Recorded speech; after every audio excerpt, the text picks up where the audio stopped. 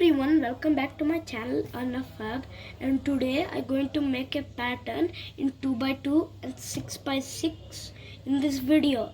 Now let's start. First let's start with the 2x2. The formula is U R F2. Repeat it one more time.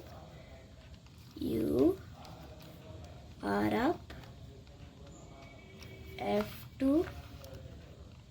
Now you have to do R up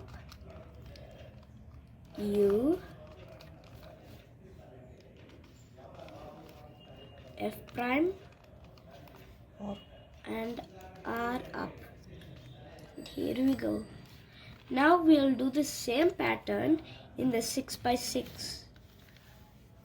Like this, we have to use the same formula, but we have to use 3 layers. Now let's start. So I have to do U R up F2. Repeat it one more time. U R up F2.